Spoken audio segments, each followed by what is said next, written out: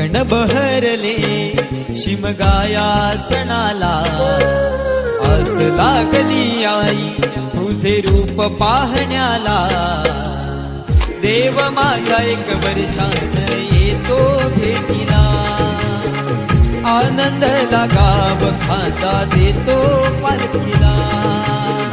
चरणाशी येतो आई आशीर्वाद घ्यायला, भक्त तुझा तल्लीन होतो होळी उत्सव